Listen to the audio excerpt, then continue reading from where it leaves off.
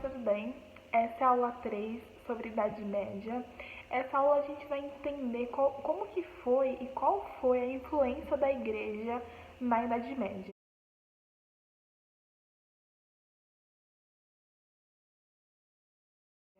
Então, na aula passada a gente entendeu como que funciona a pirâmide feudal, que primeiro da pirâmide, no topo da pirâmide é o clero, depois a nobreza e depois os servos, né, ou os cavaleiros. Então, assim, uma pirâmide dá pra gente entender tudo. O clero era o centro de tudo, era o topo de tudo. A igreja, ela tinha muita influência na Idade Média, no período feudal. Ah, Bianca, mas por quê? A igreja, ela foi se fortalecendo ao longo dos anos, tomando conta de toda a Europa. Então, todo mundo da Europa fazia parte ou era cristão. Então, assim, não tem relatos de alguém que fala, na Idade Média, eu sou ateu, eu não acredito em Deus. Todo mundo na Idade Média acreditava em algum Deus ou no Deus católico. Então, assim, a igreja ela era muito forte. Por ser o topo da pirâmide, ela tinha influência na política, na sociedade, na cultura, nos costumes do povo. Então, assim, tudo era pela graça de Deus. Tudo foi Deus que mandou, Deus que enviou. Então, assim, tava naquela briga entre fé e ciência. Porque, assim, alguma coisa poderia ser explicada pela ciência, mas como na Idade Média, até nos dias de hoje também, a fé é muito mais forte. Então, o cristão da época, o homem medieval, ele era um homem muito ligado com Deus. O homem medieval era um homem muito cristão. Ele se preocupava muito, ele era muito devoto. Então, todas as coisas ligadas da igreja, influenciavam no cotidiano.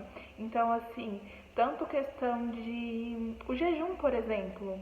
Né? O jejum, ele é um ato de devoção da igreja católica que influencia na alimentação das pessoas. Então, ele influencia em várias coisas.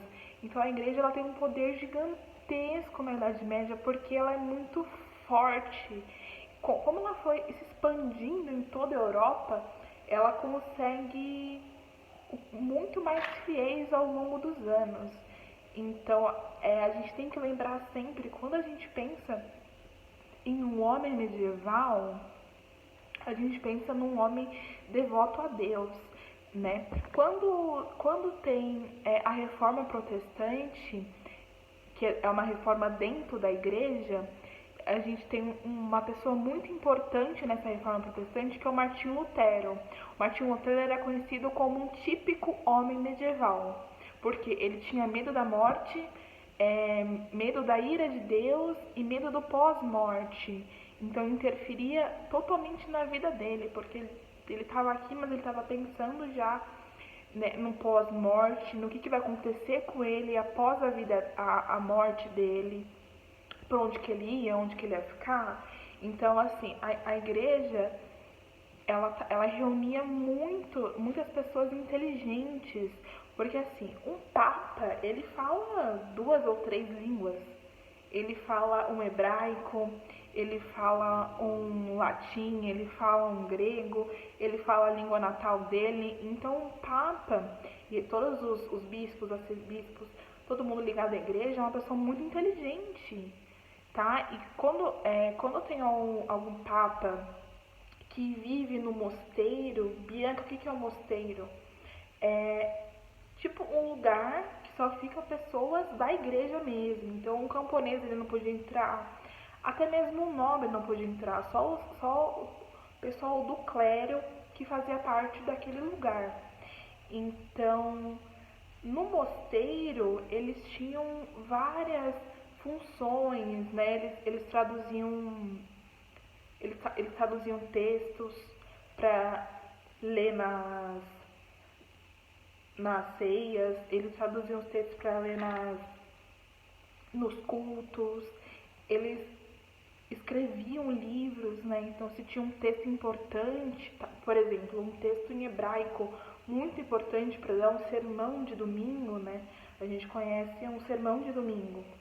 Eles escreviam à mão, porque esse texto não podia ser perdido. Então, muitas vezes, eles poderiam traduzir. Então, as pessoas da igreja elas eram muito influentes, porque eles eram pessoas inteligentíssimas, sabe? Os papas, eles tinham todo um preparatório, sabe? Eles faziam teologia para aprender. Então, fora disso, ele mexia na cultura. Exemplo, não pode trabalhar domingo, por quê? Dia de culto. Então, a gente já tem aquela cultura enraizada de não poder trabalhar no domingo, porque é um dia sagrado. Não trabalhar nos dias de feriados da igreja, até hoje, mesmo com a nossa sociedade não sendo 100% da igreja católica, ainda todo mundo vai no feriado que é da igreja católica, né? A Páscoa, por exemplo. A Páscoa é um feriado e quase todo mundo, exceto algumas religiões, né? Uma religião ali ou outra, que não celebra a Páscoa. Até mesmo um ateu que ele até mesmo um ateu que ele não acredita em Deus, quando é Páscoa, que cai na sexta-feira, ele não vai para a escola, porque o Estado fecha, a prefeitura fecha, é feriado nacional. Então a gente começa a entender essa influência nos pequenos detalhes ali. E quando eu falo de fé em ciência, quando hoje em dia, quando a gente quebra um dedo, a gente vai aonde? Ao médico ou orar a Deus? Hoje em dia, vamos ao médico. Quando a gente quebra um dente, a gente vai no dentista. Um homem medieval ali no dentista, ele ia pedir para Deus ajuda. Primeiramente ao reino dos céus e depois os secundários, que é o reino da terra. Então, assim, será que mesmo o homem medieval ele ia pedir ajuda para o humano primeiro? Não, o homem medieval ia pedir ajuda aos céus primeiro, que Deus é mais importante, Deus cura. Então, assim, a gente já começa vendo vários detalhes da influência no cotidiano. Mesmo que não seja uma pessoa que está no ciclo da igreja, são pessoas que cada detalhezinho ali do dia a dia já é uma influência da igreja. Então, a gente já começa a perceber ali quão forte, e não é à toa, que o clero é o primeiro na pirâmide.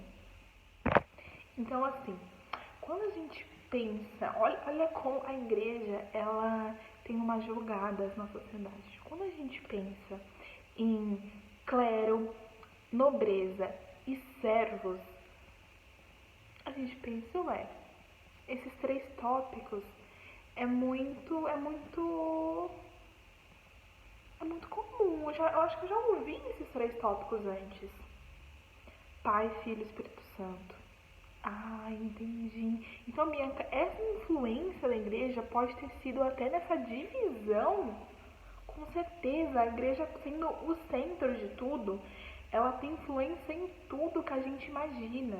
Ela é muito rica, tanto financeiramente mesmo, porque um papa é um cara muito rico. Quando a gente pensa em reforma protestante, quando a gente está pensando em reforma protestante, que é uma reforma dentro da igreja, a gente está pensando, caramba, com venda de indulgência, construíram o Vaticano. Essa igreja é muito rica. A igreja tem muita terra, existem nobres na igreja. Então, assim, são várias jogadas assim no ar que a gente nem imagina, a gente nem tem noção de quão influente está sendo essa igreja. Mas quando a gente começa a estudar fundo, quando a gente começa a perceber os detalhes, a gente vê, tipo, meu Deus, realmente é muito importante. Uma coisa muito legal, eu gosto muito de coisas visuais. Então eu acho que o aprendizado, ele é basicamente visual, né? Tirando todas as outras questões. Então, assim, tem um filme que ele é muito legal, ele é da Disney, muito legal pra gente entender essa influência da igreja no cotidiano. Então eu vou deixar trechos aqui do desenho Corcunda de Notre Dame, porque eu sou suspeita, eu gosto muito tanto da história, tanto do desenho. Então eu vou deixar um trechos aqui e depois eu vou trazer uma reflexão para vocês no final do vídeo sobre esses trechos, tudo bem?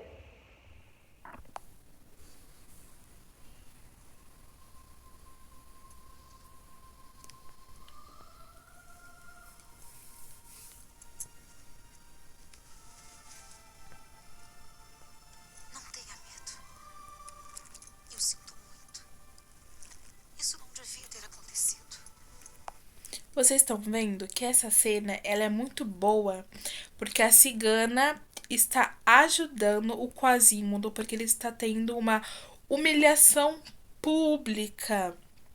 Todo mundo da igreja colocou ele ali em praça pública. Sempre quando tem uma igreja, tem uma praça. Colocaram ele em praça pública para ser causado humilhação, né? Ninguém foi ajudar ele. Somente o seu amor à cigana. Você, cigana! Desça agora mesmo! Sim, meritíssimo. Assim que eu soltar esta pobre criatura. Eu a proíbo. Como ousa desafiar-me? Maltrata este pobre rapaz como maltrata o meu povo. Fala de justiça e é cruel com os que mais precisam de sua ajuda. Silêncio! Tá vendo? Gente, esse filme é incrível. Olha que cena, olha essa cena. Justiça!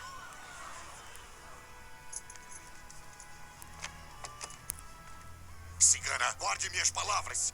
Vai pagar por esta insolência. Então parece que coroamos o tolo errado. O único tolo que vejo aqui é você. Capitão Febo, prenda! Bom, vamos ver. 1, 2, 3, 4, 5, Nobre. 6, 7, 8, 9. Então são 10 contra mim? O que uma moça pode fazer?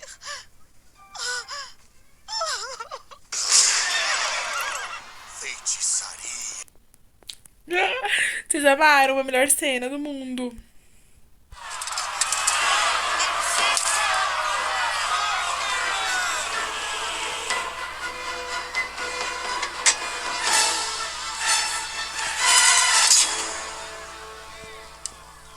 Está na hora, cigana. Tu estás mesmo à beira do abismo. Mas não é... A cigana, ela é obviamente uma cigana, ela não faz parte da Igreja Católica, ela está sendo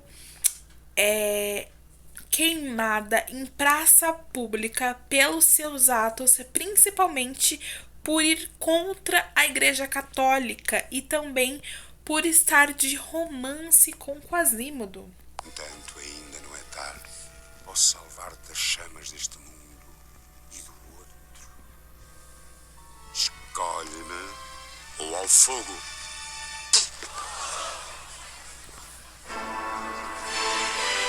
A cigana Esmeralda recusa arrepender-se. Esta bruxa prevê... Ela está sendo tratada como bruxa e se recusando a se arrepender dos seus pecados, piorando muito a sua punição. Pôs a alma de todos os cidadãos de Paris em perigo mortal. Anda, quase! Liberta-te! Os teus amigos estão ali. A culpa é minha. Tu tens de partir as correntes! Não posso. Aliás, não ia servir para nada. Não podes deixar o fogo vencer. Já venceu. Então, vais desistir? É isso? Não são as correntes que te detêm, Quasimodo. Deixa-me só. Está bem, quase. Como quiseres. Afinal, somos só feitos de pedra. Pensámos que eras feito de alguma coisa mais forte.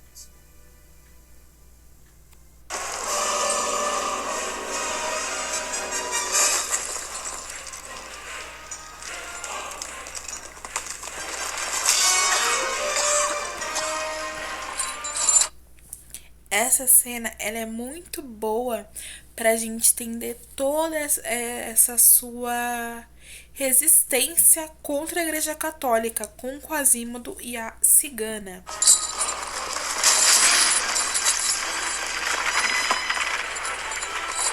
muito boa essa cena, muito boa, gente. Eu amo esse filme.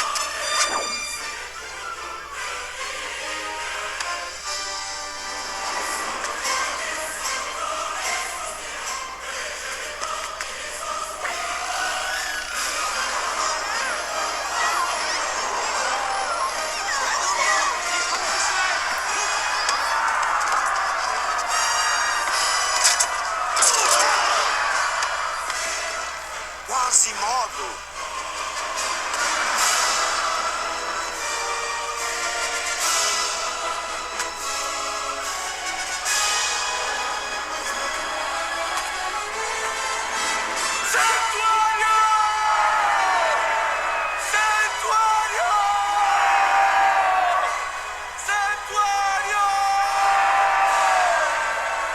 Capitão!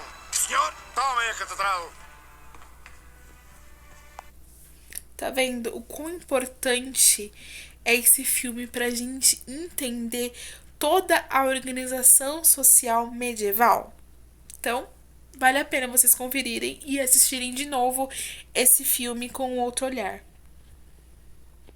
A igreja também teve um grande monopólio letrado. Como eu disse no início do vídeo, as pessoas da igreja eram pessoas muito inteligentes, né? São pessoas muito influentes na parte da escrita principalmente. Como, além do clero, pouquíssimas pessoas da sociedade medieval sabiam escrever e ler. A gente tem várias pessoas da igreja que escreveram citações filosóficas, por exemplo. A gente tem o Tomás de Aquino e Agostinho, que eles dialogam com pensadores da antiguidade. Então, são pessoas muito inteligentes mesmo. Então, assim, são teólogos, escritores teólogos, que estão dialogando com pessoas da antiguidade. Então, assim, os trechos, a gente pensando aqui na Idade Média, os textos da antiguidade, por exemplo, da Grécia, um exemplo, o trecho de Platão, ele está no grego, né?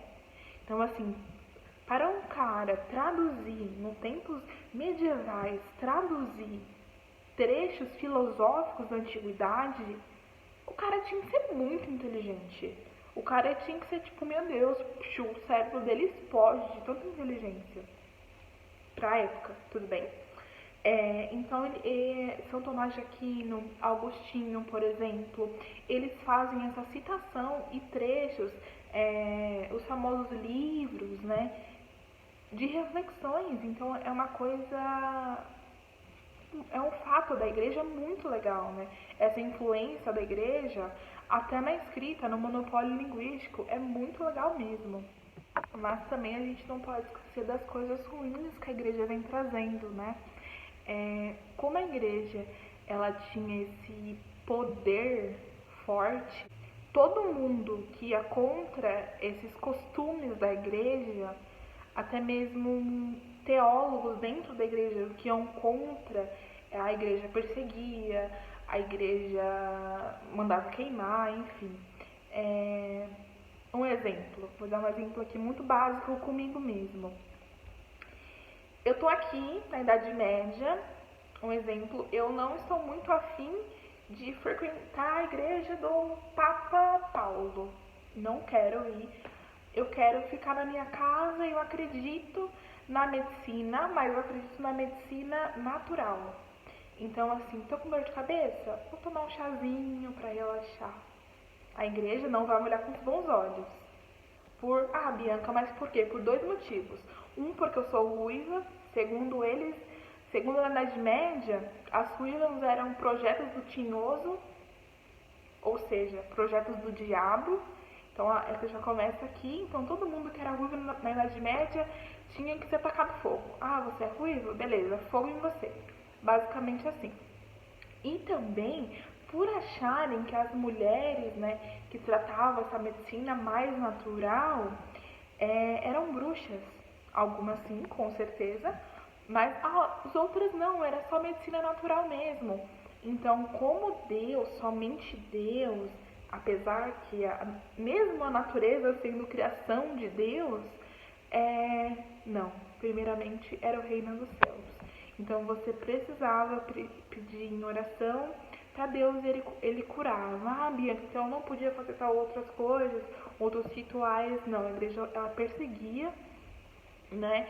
Mas engraçado a igreja ela começou sendo perseguida, aí depois começaram a aturar a igreja e depois a igreja ficou forte. Então eles estão fazendo um ato que fizeram com eles, porque a igreja ela foi perseguida por muito tempo, né? Até mesmo na época de Jesus também foram perseguidos. Jesus foi perseguido, por exemplo. Tanto na época de Jesus, a igreja começou sendo perseguida e depois sendo aturada. Então as pessoas estavam começando, tudo bem, tá, não gosto, mas eu vou deixar. Depois, meu Deus, virou o centro do mundo, né? A igreja católica virou centro de tudo e de todos. É muito interessante esse processo que a igreja teve. Um fato, assim, a igreja acima de todos, né? É uma frase que a gente escuta bastante, até mesmo hoje em dia, 2021. Não era diferente da Idade Média, era a igreja acima de todos. A igreja mesmo, ela se achava mais forte que o próprio rei. Porque assim, e era mais forte mesmo que o próprio rei. Porque assim, tem até uma frase que falam que... Tem até uma frase de um historiador que ele fala assim, a igreja era tão forte, tão duradoura, que ela ia contra mesmo o próprio reinado dos reis. Por quê? A igreja era mais antiga, ela era mais fixa, ela era mais influente. Então mesmo tendo, por exemplo, eu sou o rei de uma cidade da Idade Média. Tá, eu vou falar assim, eu quero que esse copo esteja aqui. Mas aí vem o pastor, não, esse copo tem que estar aqui. Falou, tá falado, quem sou eu na fila do pão pra falar? O Papa é o Papa, entendeu? O Papa, ele tem uma influência. Mas Bianca, somente essa influência? Não. O Papa e as pessoas da igreja, ela tinha influência em todas as nossas ações. Então, para você casar, você precisa ser casada por um Papa, para você, ou um padre, para você se apresentar a Deus, para Deus aceitar a sua união com a pessoa que você está casando. Tá vendo essa influência? Até para casar, a igreja tem influência nisso. Para o batismo, a igreja tem influência nisso também. Para todos os costumes, igual eu disse, feriados, festas, tempo livre, folga, cultura, o que comer, o que não comer, Semana Santa, não pode comer tal coisa. Quem é da igreja respeita, não pode comer tal coisa. Não pode comer carne vermelha. Nesse dia tem que comer peixe. Tá, Bianca? E se um cara... Se um cara que tá lá, eu tô trabalhando no meu feudo. Eu trabalho muito, muito, muito, muito no feudo do rei, de um nobre. Eu sou um vassalo. Mas eu sou um vassalo pobre, tá? Então, lembra que eu disse na primeira aula que existem vassalos ricos, não necessariamente são vassalos pobres, mas eu sou um vassalo pobre. Eu trabalho aqui muito, muito, muito nesse meu feudo. Trabalho no feudo do Senhor. E aí eu não tenho condição. Bianca, mas assim, eu não posso comer, por exemplo, se a igreja fala que eu não posso comer batata durante essa semana. Aí olha a minha plantação. Eu só planto batata. O que eu vou comer? Não, vai comer batata e pronto. A igreja falou, tá falado. Entendeu? Então, são muitas influências que a igreja tem no cotidiano medieval. Eu vou ler um trecho para vocês do Uberman, que ele fala exatamente uma descrição. Se fosse para descrever a igreja medieval e quão forte ela era, seria nessa frase. A igreja constituía uma organização que se estendeu por todo o mundo cristão, mais poderosa, maior, mais antiga e duradoura que qualquer outra coroa. Trata-se de uma era religiosa e a igreja, sem dúvida, tinha um poder e prestígio espiritual tremendos.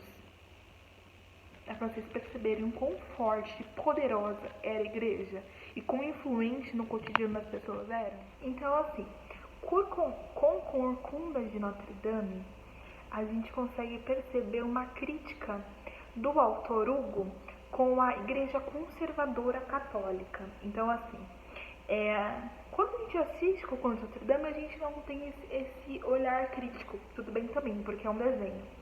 Mas a gente consegue ver que tem um personagem que ele mora no sino da igreja, ele trabalha na igreja, ele é tratado sempre como uma pessoa inferior, tanto pela parte física, porque a gente já consegue ver, como eu falei no primeiro vídeo, lembra que o clero, ele tinha... A gente sabia reconhecer quem era do clero, quem era da nobreza e quem era um servo. Né? Apesar de Quasídomo ser uma pessoa que trabalha na igreja, né, que ele é uma pessoa que está trabalhando no sino da igreja, ele já, você olha para ele, você já acha que ele é um servo pela vestimenta, pelas características representadas pelo autor, né, tanto no filme, né, e na história real. Então, assim, vê uma pessoa que ele era muito devoto a Deus, e o pai adotivo, ele era um membro da igreja também. E ele se apaixona por uma cigana. Então a gente já tem essa noção de pecado logo ali. Porque o cigano, ele é visto como algo do diabo, entendeu? Então ele se apaixonar e ser tão devoto a Deus, a gente já consegue ver essa crítica que ele está fazendo sobre o pecado. Mas ele amava muito, mas era algo muito distante porque entrava como pecado. Então aí que tá. Então assim, o personagem, ele está sendo atormentado pelo desejo humano o tempo todo. Porque ele olha para a personagem, ele sente desejo. E como ele não é casado com ela, e por ela ser cigana, trata-se de pecado. Então, é muito importante mesmo esse filme para a gente entender quão influente era. A igreja era mais influente que o Estado, tudo bem? Então, assim, nos trechos que a gente mostra, a gente já consegue ver como que eles são duros e conservadores, como que eles são influentes na vida das pessoas. Essa questão de pecado, essa questão de desejo sexual, é muito presente nesse filme. Outra influência que a igreja tem na sociedade é sobre a escolha do primogênito para os nobres. Então, assim, a gente já tem aquela ideia da igreja que o primogênito é o filho sagrado, né? Tendo como Jesus Cristo sendo o primogênito, o único filho que Deus enviou à terra. Então, assim, a igreja está influenciando principalmente os nobres. Por quê? Sendo o primogênito, você tem acesso ao quê? Ao trono. Então, o filho mais velho, homem, vira rei quando seu pai está ficando mais de idade. Então, o filho mais velho, ele tem mais direitos com o financeiro, com os bens materiais do pai.